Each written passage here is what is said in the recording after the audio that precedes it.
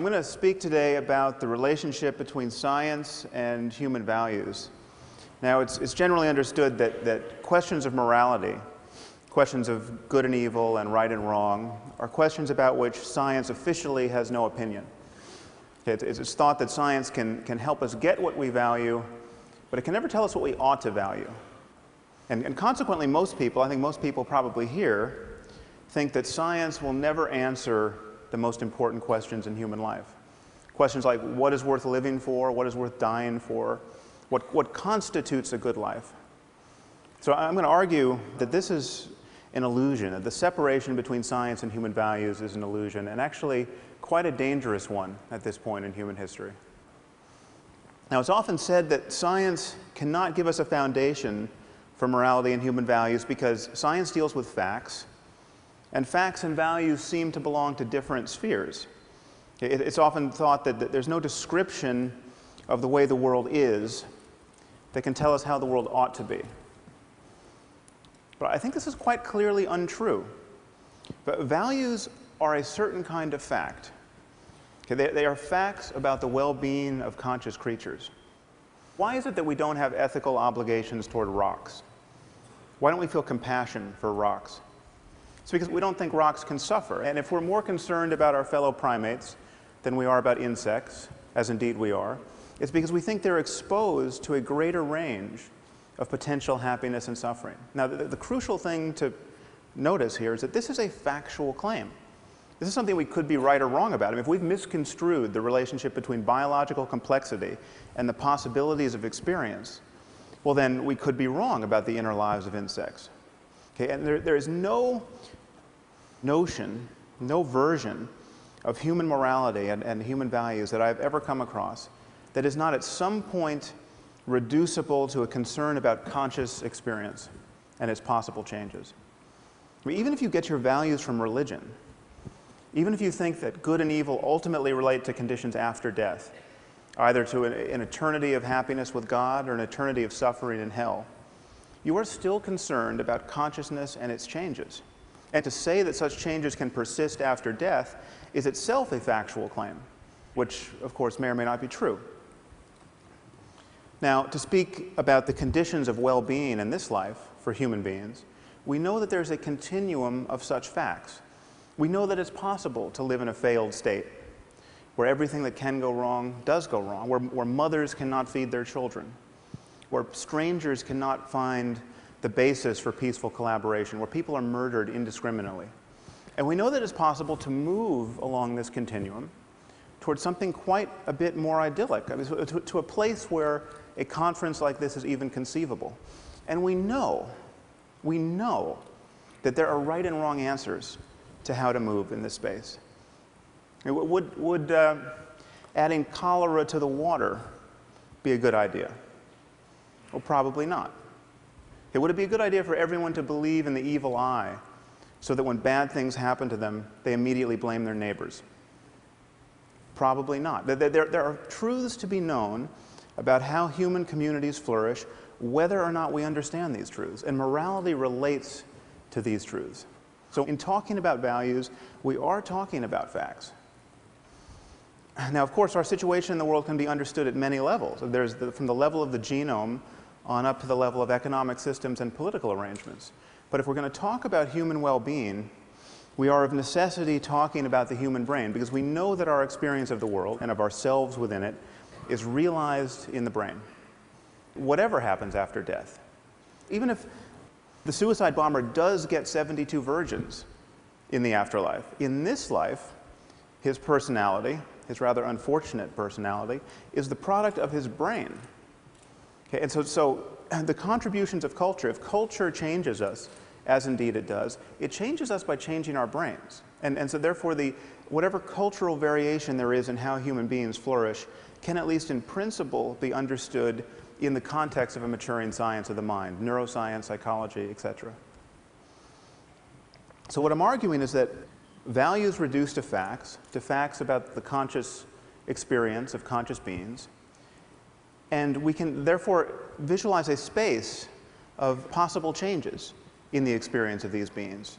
And I think of this as a kind of moral landscape with peaks and valleys that correspond to differences in the well-being of conscious creatures, both personal and collective. And one thing to notice is that perhaps there are states of human well-being that we rarely access, that few people access, and these await our discovery. Perhaps some of these states can be appropriately called mystical or spiritual. Perhaps there are other states that we can't access because of how our minds are structured, but other minds possibly could access them. Now, let me be clear about what I'm not saying. I'm not saying that science is guaranteed to map this space, or that we will have scientific answers to every conceivable moral question. I don't think, for instance, that you will one day consult a supercomputer to learn whether you should have a second child, or whether we should bomb Iran's nuclear facilities, or whether you can deduct the full cost of TED as a business expense.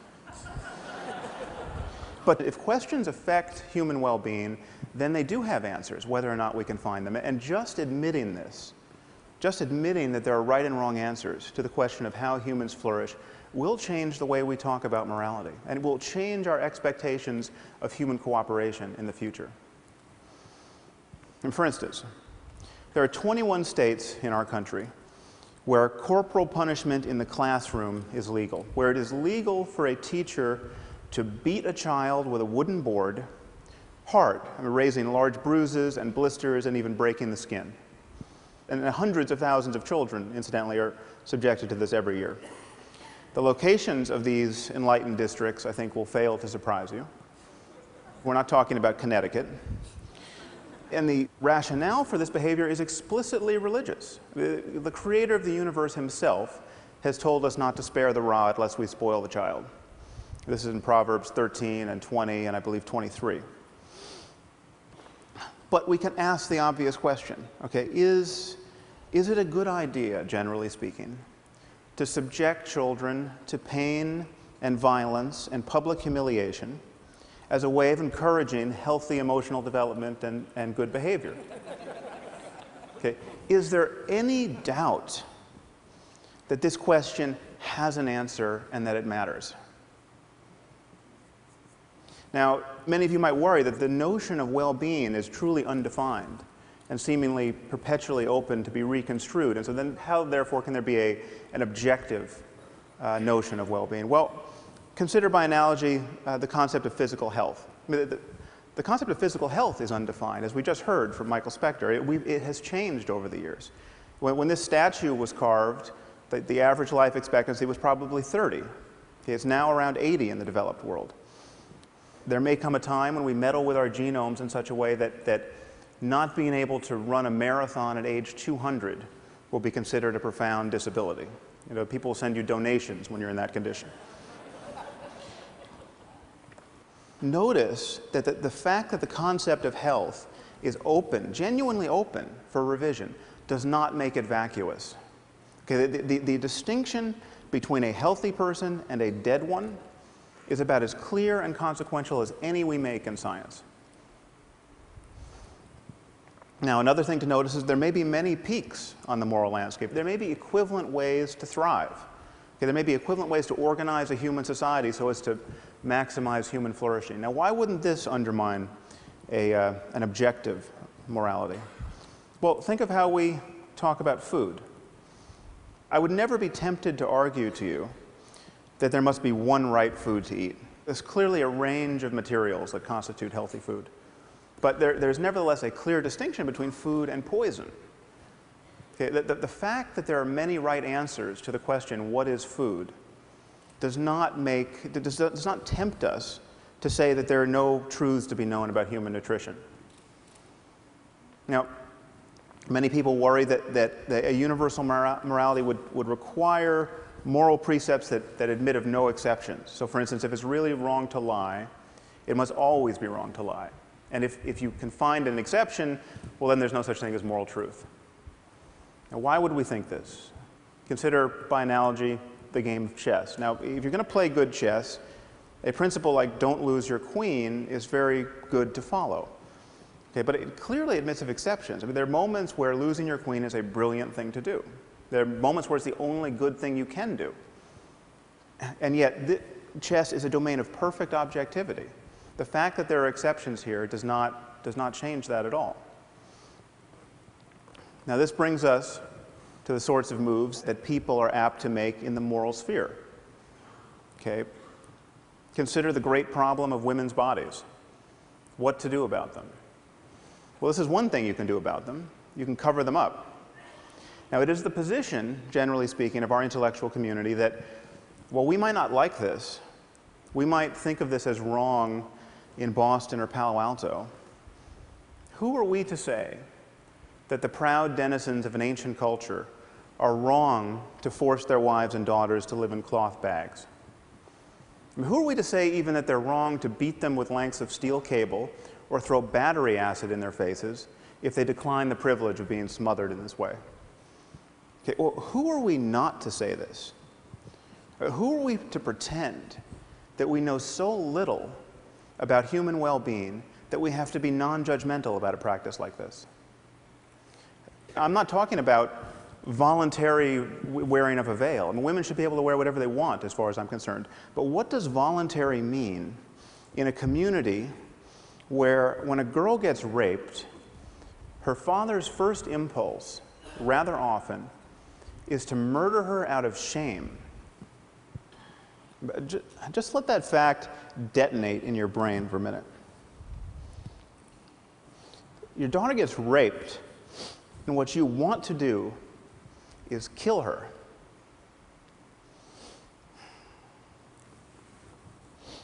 What are the chances that represents a peak of human flourishing?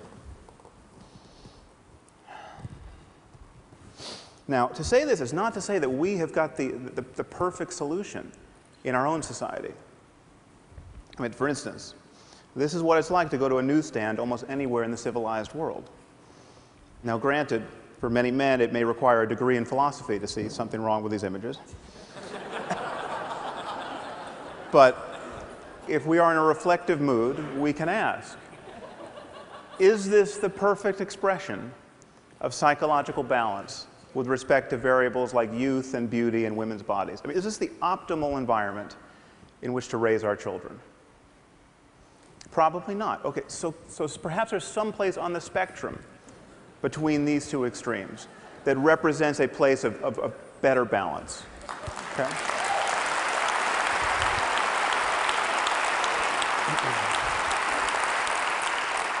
Or perhaps there are many such places. I mean, again, given other changes in human culture, there may be many peaks on the moral landscape. But the thing to notice is that there'll be many more ways not to be on a peak.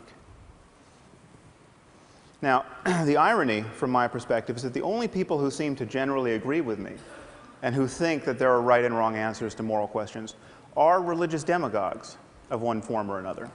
And of course, they think they have right answers to moral questions because they got these answers from a voice in a whirlwind. Okay, not because they made an intelligent analysis of the causes and condition of human and animal well-being. And in fact, the endurance of religion as a lens through which most people view moral questions has separated most moral talk from real questions of human and animal suffering. This is why we spend our time talking about things like gay marriage and not about genocide or nuclear proliferation or poverty or any other hugely consequential issue. But the demagogues are right about one thing. We need a universal conception of human values.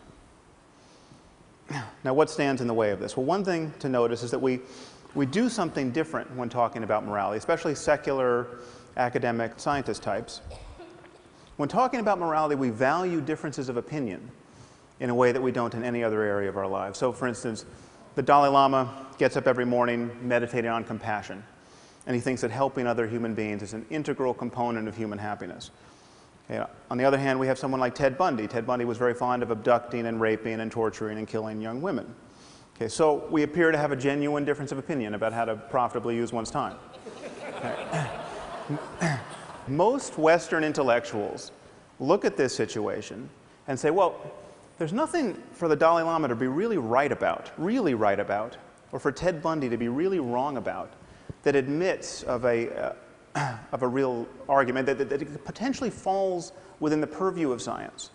Okay, that he likes chocolate, he likes vanilla. There's nothing that one should be able to say to the other that should persuade the other. Now notice that we don't do this in science. On the left you have Edward Witten. He's a string theorist. If you ask the smartest physicists around, who's the smartest physicist around, in my experience, half of them will say Ed Witten. The other half will tell you they don't like the question.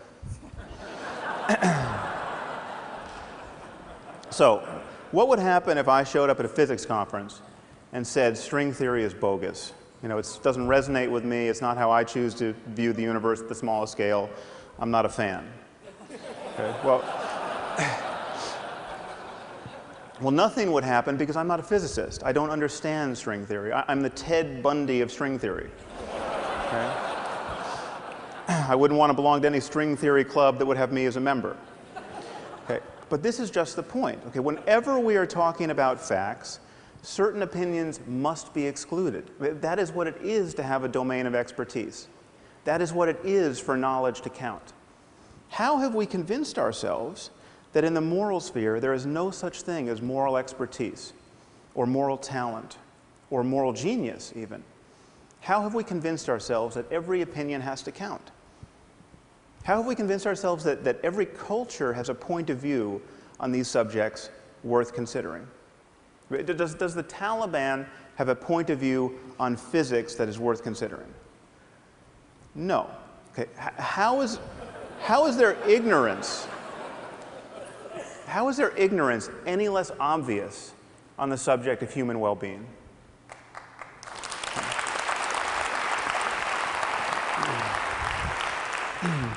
So this, I think, is what the world needs now. It needs people like ourselves to admit that there are right and wrong answers to questions of human flourishing. And morality relates to that domain of facts. It is possible for individuals, and even for whole cultures, to care about the wrong things. Which is to say, it's possible for them to have beliefs and desires that reliably lead to needless human suffering. Just admitting this will transform our discourse about morality. Okay, we live in a world in which the boundaries between nations mean less and less, and they will one day mean nothing. We live in a world filled with destructive technology, and this technology cannot be uninvented. It will always be easier to break things than to fix them. Okay, it seems to me, therefore, patently obvious that we can no more respect and tolerate vast differences in notions of human well-being than we can respect or tolerate vast differences in the notions about how disease spreads, or in the safety standards of buildings and airplanes. We simply must converge on the answers we give to the most important questions in human life.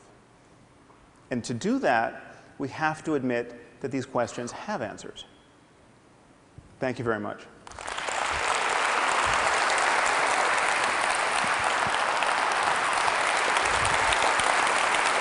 Thank you.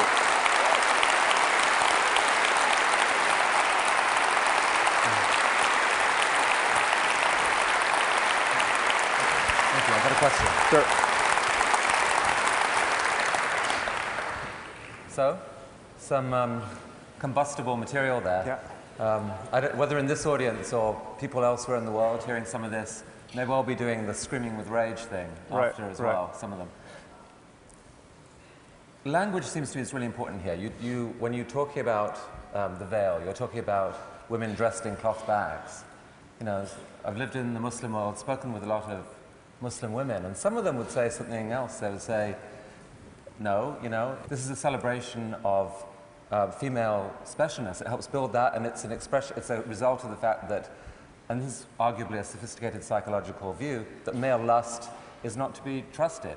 Right. I mean, can you engage in a conversation with that kind of woman without seeing kind of cultural imperialist?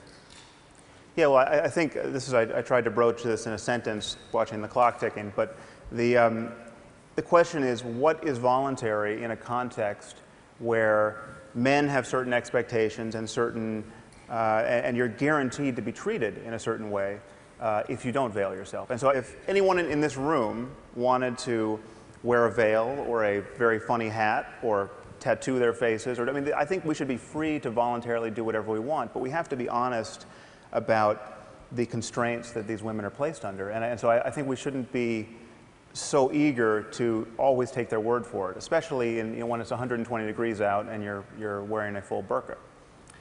A lot of people, want to believe in this concept of moral progress, but can you reconcile that? I think I understood you to say that you could reconcile that with a world that doesn't become one-dimensional, where we all have to think the same. Paint your picture of what, rolling the clock 50 years forward, 100 years forward, how you would like to think of the world, balancing moral progress with richness. Well, I think once you admit that we are on path toward understanding our minds at the level of the brain in some important detail, then you have to admit that we are going to understand all of the positive and negative qualities of ourselves in much greater detail. So we're going to understand positive social emotion, like empathy and compassion. And we're going to understand the factors that encourage it, whether they're genetic, whether they're how people talk to one another, whether they're economic systems. And insofar as we begin to shine light on that, we are inevitably going to converge on that fact space. I mean, so everything is not going to be up for grabs. It's not going to be like, veiling my daughter from birth is just as good as teaching her to be confident and well-educated in the context of men who do desire women. So I mean, I don't think we need an NSF grant to know that compulsory veiling is a bad idea. But at a certain point, we're going to be able to scan the brains of everyone involved and actually interrogate them. I mean, do people love their daughters just as much in these systems? And I think they're clearly right answers to that. And if the results come out that actually they do, are you prepared to shift your instinctive current judgment on some of these issues? Well, yeah, modulo one obvious fact that you can love someone in the context of a truly delusional belief system, so that you can say, like, because I knew my gay son was going to go to hell if he found a boyfriend, I chopped his head off, and that was the most compassionate thing I can do. If you get all those parts aligned, yes, I think you could probably be feeling the emotion of love. But again, then we have to talk about well-being in a larger context. And it's all of us in this together. It's not one man feeling ecstasy and then blowing himself up on a bus. Sam, this is a conversation I would actually love to continue for hours. We don't have that, but maybe another time. Thank you for coming to TED. Really an honor. Thank you. Thank you.